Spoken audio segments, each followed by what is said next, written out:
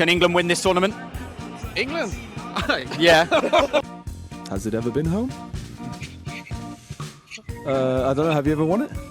I never heard that England could win a World Cup or a European Cup. Yeah, I never heard that. The England national team is the most hated football team. They hate us. They absolutely despise us. Why? They think we're pricks. Is it true? Yeah. We're hated. It's horrendous. Nobody likes England. Even some English people don't like the national team. What do you think the perception is of English abroad? Do you know what? It's not great because, to be honest, we've known about being an arseholes, aren't we? We haven't got a great reputation wherever we go. So what is it about England that makes everyone pray for their downfall in every international tournament? What is it about England that makes everyone cheer for the team against them? So for England, it's not coming home. It's never coming home. Honestly, the biggest reason is probably the English fans. Most people, I think, actually like the players. Guys like Saka, Palmer, Kane are very likable. They're all good, humble players who aren't involved in drama off the pitch. The issue is most English fans seem to be the exact opposite. Beginning in at least the 1960s, England gained a reputation worldwide for football hooliganism. Incidents of disorderly behavior by fans kept increasing before they reached a peak in the 1970s and 1980s.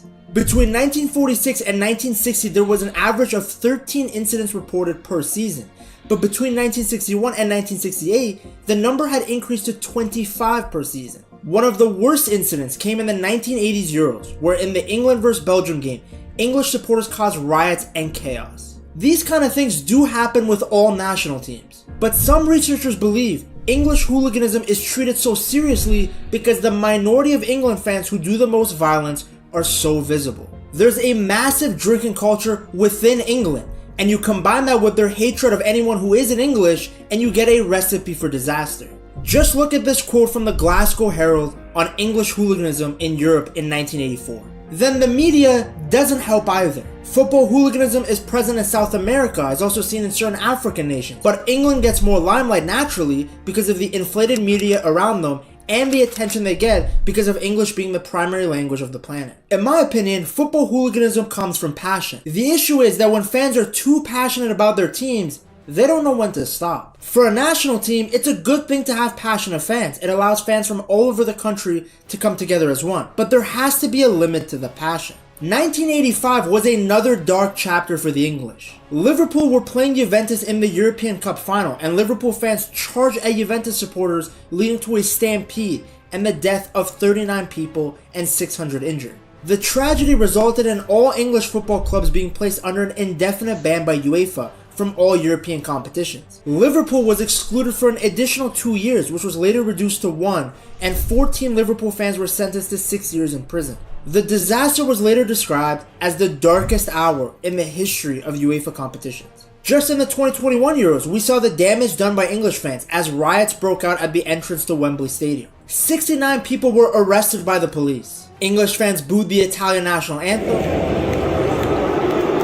trashed Leicester Square, and one dude even put up an ignited flare up his butt. This, by the way, wasn't the first time that the English had booed another country's national anthem. They had done it to Germany and Denmark earlier in the tournament. England is where the sport we love began, and thus they have a history of being attached to the sport longer than most other footballing nations. It's a common theme in an English household to pass down the jersey from their granddad to their grandchildren, pass down which team they support. It's almost like a religion. As a result, the English always demand more and express more when it comes to footballing emotion. In September 2021, Leicester City and Napoli fans clashed during a Europa League group stage match. Leicester City fans whipped Napoli supporters with belts before the match started. These weren't isolated incidents, but part of a broader pattern that earned the term the English disease. These instances are so recurrent that it has significantly impacted the national team's reputation abroad. So let's say a tournament is being held in Germany, right? The German fans and the locals who live in those areas, they would rather see England lose early than seeing them go far in the tournament and then losing in the business end of the competition, because at that stage, all hell is gonna break loose. It's very common now. I mean, let's say an England team loses in the knockouts and penalty shootouts.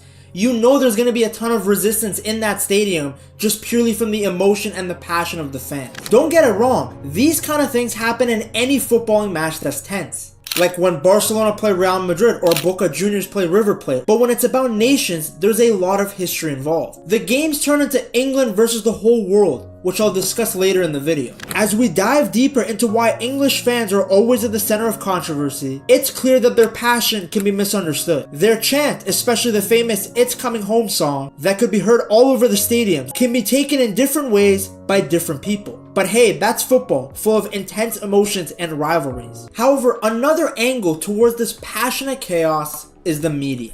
They're like Chemical X when it comes to inflating the emotions. When you switch on the TV, the biggest sports networks like BBC and Sky Sports, who are supposed to represent the sport worldwide and provide unbiased sports journalism regarding both the football teams involved, instead show analysis and discussions with a clear preference for the English national team. If England does bad, it's never praised for the other national team. There's an aura of arrogance about the way the pundits talk about the national team, which is crazy considering England only have one major trophy. They so often overhype their own players. If a player has a few good weeks, they're suddenly the best in the world. So this harkens back to the age-old debate we have with England. Think of Frank Lampard and Steven Gerrard.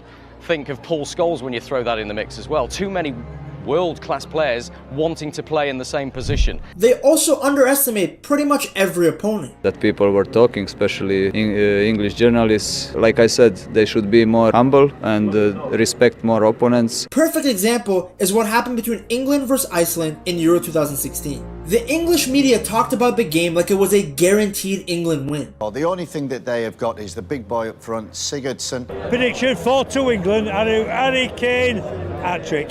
Yet, despite being in their first major tournament, the tiny country of just 330,000 people shocked the world by beating England and making it to the quarterfinals. How could it be possible that Harry Kane finished that season as the Premier League's leading goal scorer? In everyone's eye, the best striker in the world because he was doing it in the supposed best league in the world. But against Iceland, couldn't hit a pass correctly or put the ball in the back of the net. England were rattled by halftime and looked desperate. In the 2020 Euros, Gary Neville and Rio Ferdinand gave no respect to Italy before the final, and England ended up losing to them in the final in Wembley. They act like they've already won the tournament and that they deserve trophies by default. We're planning the final where the parades were. No, you were talking about, you did a reality check. It can be quite frustrating for fans from other nations and also inflate the expectations of the English fans watching from home. The media can literally portray a picture that you have already won the game, but when the outcome doesn't happen, chaos. This is probably why so many people hate the "It's Coming Home" song. Despite the self-deprecating nature of the lyrics, a lot of other countries see it as a continuation of the arrogance of the English. Personally, I don't think the song is an issue, and I think it's a fun joke that comes around every major international tournament. The issue is the fans who sing that song as a joke are also the same ones who push the narrative that the English created football and that the Premier League is by far and away the best league in the world. Technically, on paper, it's just a simple song to unite the English fans together. But as we look at the history regarding hooliganism and the media, even such a simple thing, mainly used as a chant for family and friends around England, can be seen as something annoying around the world. I think the jealousy towards the Premier League is another factor that leads to the dislike of English fans. There's so much money circulating in the league and so many people that watch it that anything remotely good done by an English player is doubled in hype.